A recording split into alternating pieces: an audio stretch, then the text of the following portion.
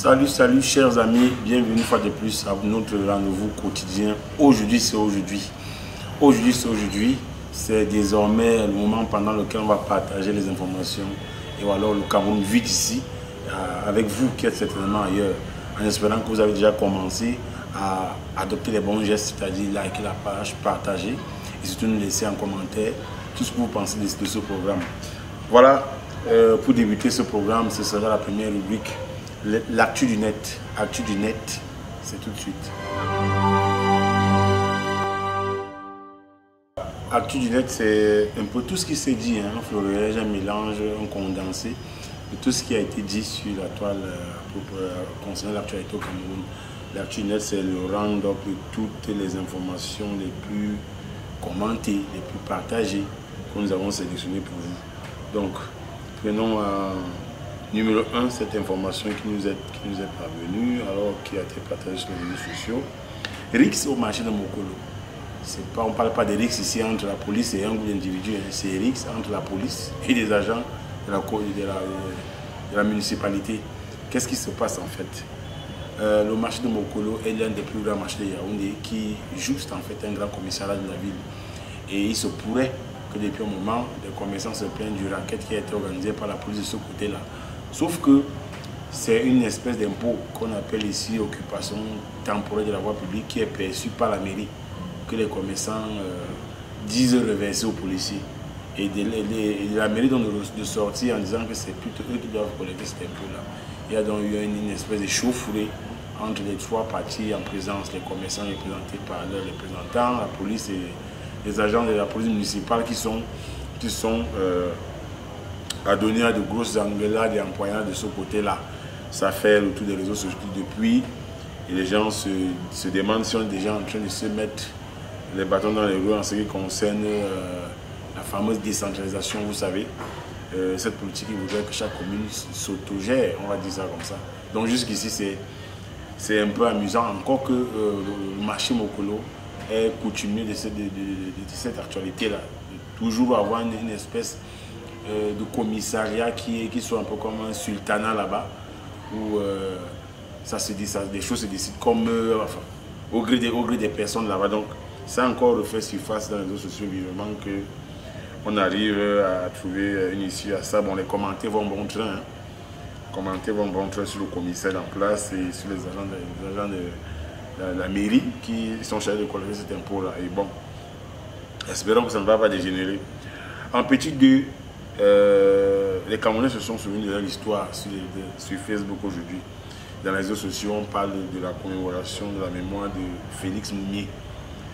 Félix Moumié est né le 1er novembre 1925. Il a été assassiné le 3 novembre 1960. Félix Moumié a remplacé Ruben Oumnobé comme chef de file de l'UPC lors de la période dite des héros nationaux, ou alors, si vous voulez, de la lutte pour l'émancipation du peuple camerounais. Félix Moumié a été fait, on va dire ça comme ça, héros national par la loi du 16 décembre 1991 au Cameroun. Sauf qu'à ce jour, les gens continuent à se demander si on aura un lycée Félix Moumié comme c'est le cas en Guinée-Conakry. Et oui, du côté de la Guinée-Conakry, il y a un lycée Félix Moumié. Au Cameroun, on a encore le lycée Leclerc, lycée classique, lycée moderne de Garoua, collège Victor Hugo. Bon, bref, la commémoration pour certains ne passe pas encore, ça reste encore un fait anodin. Déjà que l'année passée, ça a été juste un petit groupe de personnes qui se sont intéressées à cette affaire-là et ont fait une commémoration. Mais aujourd'hui, on a l'impression que de plus en plus de Camerounais ont poussé sur leur mur le visage angélique de ce Camerounais qui a été assassiné par, dit-on, un agent de service secret français. Il y a même un documentaire qui parle de cette affaire-là qui est partagé dans les réseaux sociaux, que des petits bouts circulent où on voit le fameux Bechtel en photo qui aurait versé du poison dans le café de Félix Moumié. Donc c'est l'histoire qui continue de circuler aujourd'hui. Bien que fait héros national en 1991, on attend toujours de voir la matérialisation de cette loi-là. Est-ce qu'il y aura un stade, même un couloir, même une allée d'un marché qui portera le nom de Félix Moumié? Ça, on ne sait pas ce que ça veut dire encore dans l'espace camerounais. Donc, ça fait jaser les gens et ça fait parler de beaucoup de personnes. Donc, Et voilà ce qu'il y a eu à ce sujet-là. On va aussi parler de là ou alors du Covid ou de la Covid-19. On parle de deuxième vague en Europe depuis un bon moment, mais sauf que les Camerounais ici disent attendre un décret qui va aussi décréter la deuxième vague au Cameroun. Et c'est le cas, ça a été fait, entre guillemets, parce que ça fait aussi les internautes. Le ministre de la Communication a produit un communiqué signé le 2 novembre 2020 qui rappelait que le coronavirus n'est pas encore éradiqué, il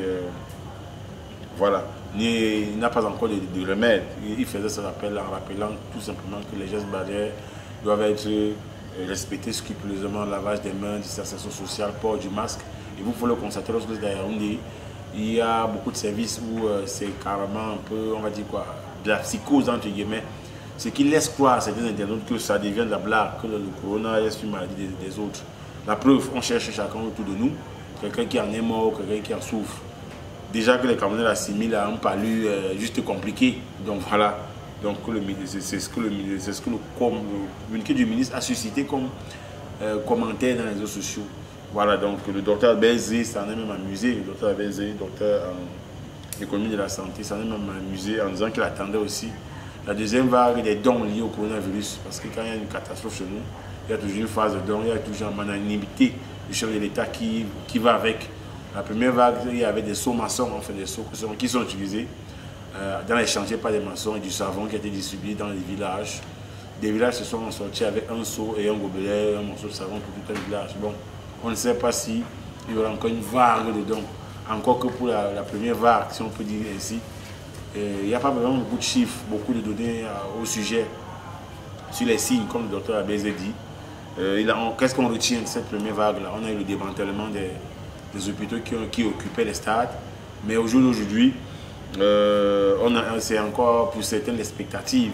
Certaines personnes pensent que c'est tout simplement un rhume ou une grippe qui fait les affaires de certaines personnes. Déjà que le ministre des marchés publics a déjà dit qu'il veut voir clair dans la gestion des fonds Covid. Donc ça commence à chauffer de ce côté-là aussi. Vous savez que la première phase a été déclenchée au lendemain de l'annonce des subventions par l'OMS des fonds d'appui aux pays touchés par le Covid. Donc, certains Camerounais sont encore un peu dubitatifs au sujet de cette maladie-là. Donc, autre actualité qui a aussi meublé les réseaux sociaux ces jours, c'est la fameuse guéguerre entre la Fédération camerounaise de football et la Ligue professionnelle de football. Les deux entités sont pourtant retrouvées au TAS à Zurich et ont été départagées là-bas. Et il était dit que la LFPC, la Ligue de football professionnel, devait continuer ses activités, sauf que l'Africa Foot n'entend rien de ce mot-là et avait carrément suspendu la Ligue professionnelle de football qui a dit niet, qui elle a annoncé le début du championnat qui a eu lieu. Tenez-vous s'il vous plaît avec des arbitres équato-guinéens qui officiaient en lieu et place de la pléthore des arbitres camerounais. Ce qui fait dire aux gens que ça se complique et que c'est de bonnes guerres qu'on en arrive là parce qu'au Cameroun déjà avec le championnat, on s'est retrouvé une fois avec deux Canons de Yaoundé. Les Canons de Yaoundé, c'est une équipe mythique de la ville de Yaoundé, un peu comme vous diriez le Real, le Barça ou le PSG. On a eu deux Canons de Yaoundé à un moment donné, ça ne dérangeait personne. On a eu deux Tonnerres de Yaoundé. L'au-delà des clubs, c'est Yaoundé, deux équipes qui s'entraînaient au même moment, qui se barraient. On a eu deux Panthères de Banganté, ça ne dérange personne. Et pourtant l'Africa Foot, tout comme la FPC, regorge pas mal de juristes. Hein. On se souvient même qu'on a eu à l'époque du côté de l'Africa Foot une commission où il y avait l'un des plus grands juristes de ce pays à l'effet de réfléchir à des statuts clairs et propres pour cette fédération-là. Nous n'en sommes pas sortis avec beaucoup de choses de ce côté-là. C'était le professeur Joseph Orona à l'époque qui était même allé à la Coupe du Monde avec les 11 notables, qui à plus de 2 ans n'avait pas réussi à produire les statuts d'une association qu'est la Fédération de Cameroun de football. Et aujourd'hui, on se retrouve encore avec ces rififis-là qui n'annoncent pas des jours meilleurs pour le Cameroun qui, dit-on en passant, organisera le CHAN et la Coupe d'Afrique à venir. Donc, ça commence à sentir très mal et les gens se lancent à des commentaires en disant que la honte va nous tuer. Donc, allez donc comprendre ce que ça veut dire, la honte va nous tuer. Voilà, c'est globalement ça qui a meublé les réseaux sociaux concernant l'actualité au Cameroun. Donc, il y a aussi, on va dire quoi, des actualités, pas ce soir, mais subsidiaires. Vous avez par exemple la mobilisation des artistes qui s'est faite du côté du Séblin des Sauces organisé à l'initiative d'un petit groupe dont, parmi lesquels Malox, le Viber, Salatiel, Moussi le Charismatique, Valérie Ndongo. Ils avaient décidé de porter des tenues scolaires pour dire non à la guerre, pour dire stop à la guerre, oui à la paix, pour dire non à la guerre en milieu scolaire. Malox avait poussé son mur, c'est un mouvement apolitique et pacifique, ce qui a fait réagir beaucoup de personnes qui se demandaient en commentaire comment on peut être pacifique et apolitique lorsqu'on est dans un régime qui a 38 ans. Malox se défend qu'il ne faisait pas la politique, qu'il n'avait pas besoin d'une casquette politique pour demander la paix et la fin de la guerre. Donc depuis un moment, il y a des petits empoignades entre Malox et certaines personnalités dites politiques au Cameroun à ce sujet-là. Toujours est-il qu'on attend de voir où est-ce que cette initiative ira, est-ce qu'elle portera des fruits. Donc Malox essaie tant bien que mal de se défendre. Il faut dire quand même qu'il a réuni pas mal de monde. Et les gens continuent de lancer des colibets. Matin, quand même, sur sa page, a même demandé si c'était l'heure de faire le procès des initiatives. Et Philippe Cuissu du mouvement Stand Up de demander si on pose une question politique avec des actions apolitiques et pacifiques. Donc voilà le débat aussi qui a cours sur cette question-là au Cameroun. Voilà, c'était tout pour l'actu net. Voilà ce qu'on a pu sélectionner pour vous, ce qui s'est dit au Cameroun, ce qui s'est vu ici. La suite dans un instant. Voilà, la suite d'aujourd'hui, c'est avec notre traditionnelle rubrique sur l'expression camerounaise du jour. Et oui, le Cameroun a une façon particulière de parler le français, à adopter cette langue-là à sa manière. Et nous avons décidé de vous proposer au cours de cette rubrique-là quelques-unes des expressions qui font la marque de fabrique du français parlé au Cameroun. Et c'est encore une fois de plus avec le docteur Laurent Sipolo, qui est enseignant à l'université de Douala, qui est linguiste et qui nous va encore nous servir aujourd'hui l'expression camerounaise du jour. L'on note au Cameroun une tendance chez certaines femmes et même chez certaines jeunes filles à prendre pour modèle de la beauté, la peau blanche. Ainsi elles se battent pour avoir une peau blanche, elles utilisent tous les moyens pour avoir la peau blanche. Autrefois, en français local, on disait de telles femmes qu'elles se maquillent. Donc se maquiller ici ne signifie en rien utiliser des fonds de teint pour masquer ses défauts, mais se maquiller voulait dire en fait se décaper. Et cette pratique s'appelle désormais le Ndiansan. Le Ndiansan, c'est un nom inspiré d'une amande que l'on utilise dans la cuisine locale comme exhausteur de goût. Et le Ndiansan, généralement, a une couleur jaunâtre. Et donc, comme ces femmes prennent ces couleurs après s'être décapées, on dit donc qu'elles ont fait ou qu'elles font le Ndiansan. La suite d'aujourd'hui, c'est avec un condensé de toutes les activités qui sont déroulées à l'espace Quartier Mozart. L'espace Quartier Mozart, c'est plusieurs activités dans notre petit espace, on va le dire comme ça. Et vous avez là tout de suite une sélection d'images de tout ce que nous avons eu ici pendant la semaine. Regardez plutôt ça.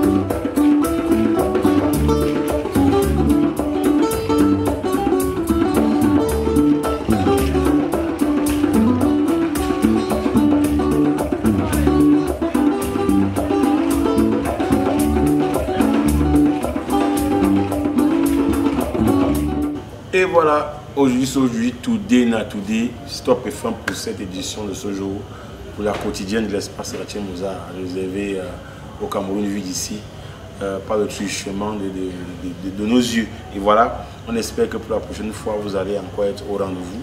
Commencez déjà à adopter les bons gestes, partagez la vidéo, likez la page et surtout laissez-nous en commentaire ce que vous pensez de tout ce qui s'est dit, de tout ce qui s'est fait ici. Pourquoi pas vos suggestions, ce serait toujours bon à prendre. Allez, on se dit ciao et à la prochaine.